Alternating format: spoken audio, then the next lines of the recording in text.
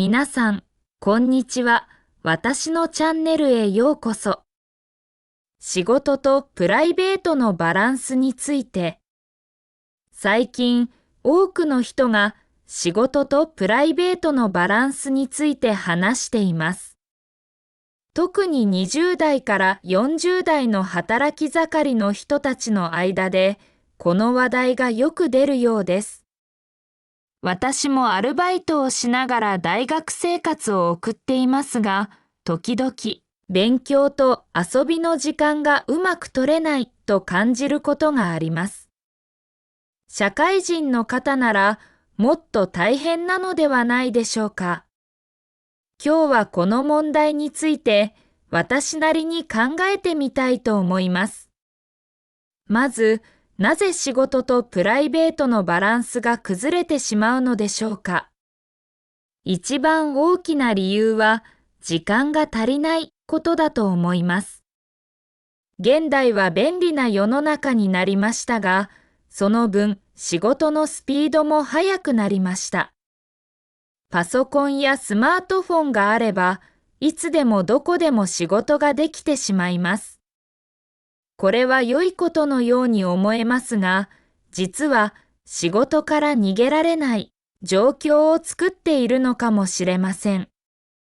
私の叔父は IT 企業で働いていますが、最近こんな話をしてくれました。帰宅後もメールチェックをしないといけないから、家族とゆっくり話す時間が少ないんだよ。確かに、便利なツールが逆にプライベートな時間を奪っている例ですね。特に管理職の人は部下の仕事をチェックする必要があるため、自分の時間を作りにくいようです。次に問題になるのはストレスの増加です。仕事で頑張りすぎると心と体が疲れてしまいます。先月、コンビニで働いている友達が最近ずっと頭痛がすると言っていました。話を聞くと週に5日勤務で1日10時間以上立ちっぱなしだそうです。お客さんからのクレーム対応も多くストレスが溜まっているようでした。適度なストレスは必要かもしれませんが、多すぎると体調を崩す原因になります。私の母は看護師をしていますが、忙しい時期が続くと家でぼーっとする時間が増えると言います。仕事で頭を使いすぎると、プライベートで何もしたくなくなってしまうのでしょう。では、どうすればバランスを改善できるでしょうか。私が重要だと思うのは、趣味の時間を意識して作ることです。例えば、私の兄は建築会社で働いていますが、毎週日曜日は必ず釣りに行きます。海を見ていると仕事のことを忘れられると言っています。このように、仕事とは全く関係ないことをする時間を持つことが大切です。私自身の例を挙げると、大学生になってから写真を撮るのが趣味になりました。アルバイトで疲れた日でも、空の写真を撮りに外に出ると気分がリフレッシュします。たとえ30分だけでも、自分の好きなことに集中する時間を作ることで、ストレスが軽減されるのを感じます。もう一つ忘れてならないのが人間関係です。仕事ばかりしていると、家族や友達と過ごす時間が減ってしまいます。先日、近所の奥さんから主人が帰ってくるのが毎晩10時過ぎで、週末も出勤するから子供と遊べないという相談を受けました。子供が小さいうちは特に一緒に過ごす時間が大切なはずです。私の場合は月に1回高校時代の友達と会うようにしています。たとえ2時間だけの食事でも昔の話をして笑い合うと元気が出ます。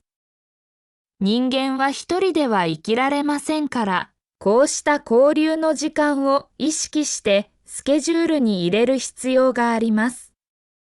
具体的な方法として、私が実践している時間管理のコツを紹介します。まず、手帳にプライベートの予定を先に書くようにしています。例えば、金曜日は19時から映画を見ると決めたら、その時間は絶対に空けるようにします。逆に仕事が終わってから予定を考えると、結局何もできずに終わってしまうからです。次に、スマートフォンのアラーム機能を使っています。22時になったら、明日の準備をして寝る時間ですと通知が来るように設定しています。だらだらとテレビを見たり SNS をチェックしたりするのを防ぐためです。最初は面倒に感じましたが、慣れると生活リズムが整ってきました。もちろん、個人の努力だけでは限界があります。会社側の理解やサポートも重要です。最近では、フレックスタイム制度を取り入れる企業が増えています。これは出勤時間を自由に選べる制度で、子育て中の人や介護が必要な人に優しいシステムです。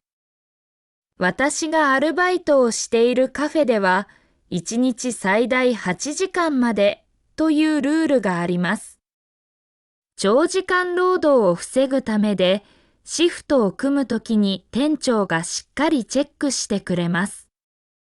このような配慮があると、働く側も安心できますね。時々休むことが悪いことと思っている人がいます。特に責任感の強い人ほど、自分が休んだら周りに迷惑がかかると考えてしまいがちです。でも、無理をし続けると結局体を壊して、長期的に見れば会社にも損失を与えてしまいます。先月、テレビで面白い特集を見ました。ある企業が有給休暇 100% 取得キャンペーンを行ったそうです。最初は社員も戸惑っていたようですが、休みを取ることで仕事の効率が上がり、業績も改善したとのことです。適度に休むことがかえって生産性を高める良い例だと思いました。実は私も去年、バランスを崩してしまったことがあります。アルバイトを2つ掛け持ちしていた時期、勉強と仕事の両立ができなくなりました。ある日、大事な試験の日に寝坊してしまい、単位を落とす危険があったのです。この時初めて自分が無理をしすぎていたと気づきました。それからは週のスケジュール表を作り、勉強時間と仕事時間を色分けして管理するようにしました。また、アルバイト先の店長に事情を話してシフトを調整してもらいました。この経験から、早めに周りに相談することが大切だと学びました。最後に、仕事とプライベートの理想的なバランスについて考えてみましょう。これは人によって違うはずです。例えば、仕事が大好きで生きがいにしている人もいます。逆に、仕事は生活のためだけにして、趣味に全力を注ぎたい人もいるでしょう。重要なのは、自分にとって最適なバランスを見つけることです。他人と比べる必要はありません。時々立ち止まって、今の生活に満足しているか？何か改善できることはないか？と自分に問いかけてみましょう。小さな調整を続けることが長期的なバランス維持につながると思います。仕事とプライベートのバランスを保つのは簡単ではありません。しかし、意識的に時間を作り、時には周りの助けを借りながら、自分なりのリズムを見つけることが大切です。例えば、毎週1日は何も予定を入れない日を決めてみたり、家族や友人と過ごす時間をカレンダーに赤丸で囲んで優先させたりするのも良い方法です。現代社会は忙しいですが、だからこそ生き方をデザインするという意識が必要なのかもしれません。小さな努力の積み重ねが大切だと私は思います。たとえ10分でもコーヒーを飲みながら窓の外を見る時間を作るだけで気持ちが落ち着くこともあります。もし私のチャンネルが気に入ったら、ぜひチャンネル登録してください。では、次の動画でお会いしましょう。